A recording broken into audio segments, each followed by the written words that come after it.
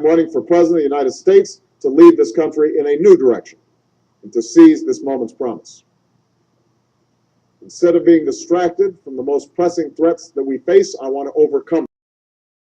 The attacks of September 11th brought this new reality into a terrible and ominous focus. On that bright and beautiful day, the world of peace and prosperity that appeared to be the legacy of our Cold War victory seemed to suddenly vanish under rubble and twisted steel and clouds of smoke. But all of you, I'm sure, will recall that the depths of this tragedy also drew out the decency and determination of our nation. At blood banks and vigils, in schools and in the United States Congress, Americans were united, more united even than we were at the dawn of the Cold War. And the world, too, was united against the perpetrators of this evil act, as old allies, new friends, and even long-time adversaries stood by our side. It was time, once again, for America's might and moral suasion to be harnessed. It was time to once again shape a new security strategy for an ever-changing world. Imagine for a moment what we could have done in those days and months and years after 9/11. We could have deployed the full force of American power to hunt down and destroy Osama bin Laden, Al-Qaeda, the Taliban, and all of the terrorists responsible for 9/11 while supporting real security and development in Afghanistan.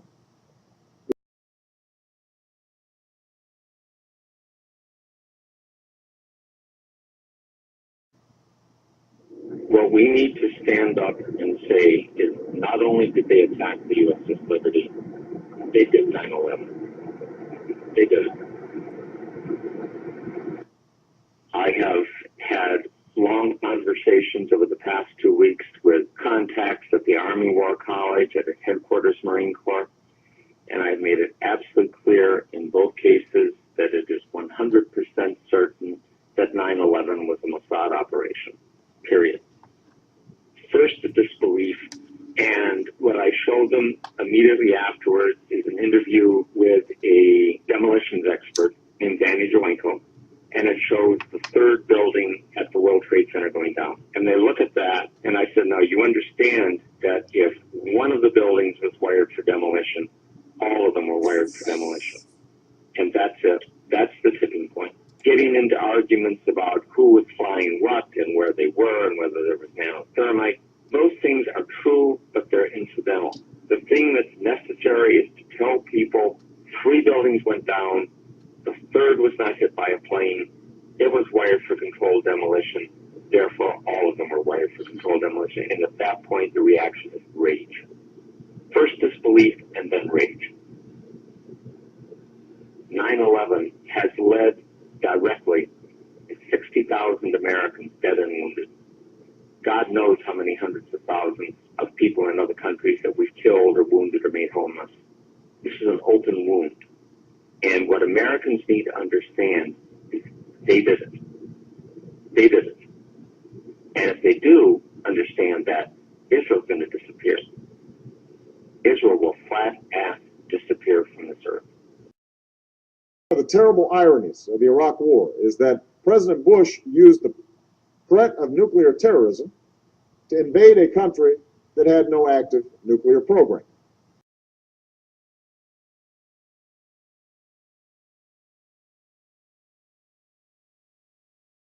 Those are the facts, and all Americans welcome them. And for weeks now, Senator McCain has argued that the gains of the surge mean that I should change my commitment to end the war. But this argument misconstrues what is necessary to succeed in Iraq and stubbornly ignores the facts of the broader strategic picture that we face. In the 18 months since the surge began, the strain on our military has increased, our troops and their families have borne an enormous burden, and American taxpayers have spent another $200 billion in Iraq. That's over $10 billion each month. That is a consequence of our current strategy.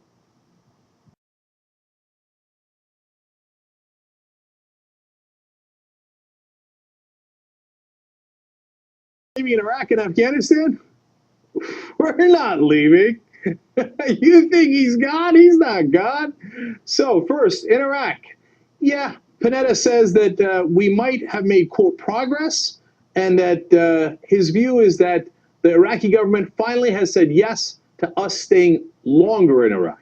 Now remember, President Bush signed the Status of Forces Agreement, SOFA for short, saying that we will be leaving by the end of 2011. Now, President Obama has said on multiple occasions, over and over again, he was going to withdraw everybody and that he was going to stick to that agreement. And he, in fact, he constantly brags about, oh, we're getting out of Iraq, and look at me, I get you out of war, just like I promised on the campaign. Well, maybe not. No, it looks like we're going to have, no. The administration assures us that we won't have combat troops there, because that is what President Obama has promised, that we might leave over 10,000, and that's a conservative number, non-combat troops. Will they have guns? Oh, yeah, they'll have guns. Let's be clear. Senator McCain would have our troops continue to fight tour after tour of duty, and our taxpayers keep spending $10 billion a month indefinitely.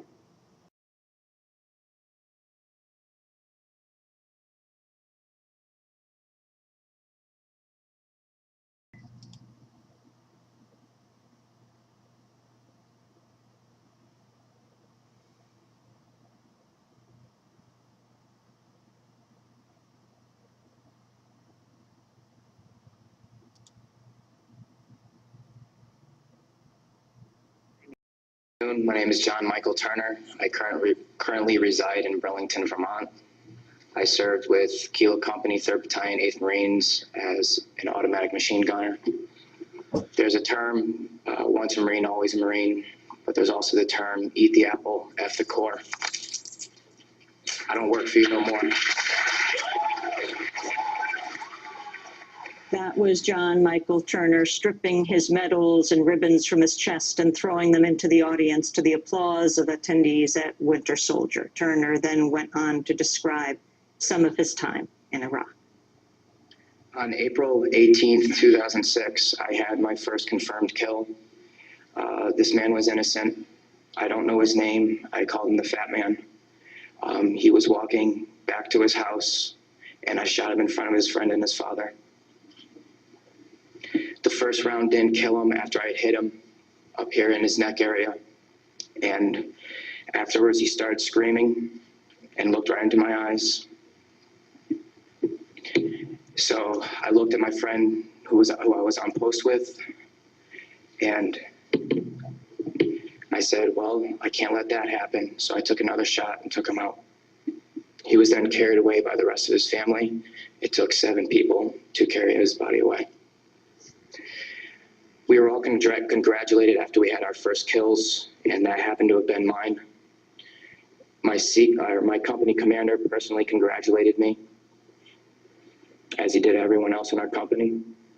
This is the same individual who had stated that whoever gets their first kill by stabbing them to death will get a 4-day pass when we return from Iraq. Senator Clinton. All the senators here, except Senator Obama, voted for the Iraq War Resolution in 2002, saying that their decision was based on intelligence that they believed to be accurate at the time. In other words, George Bush fooled you. Why should Americans vote for someone who can be fooled by George Bush?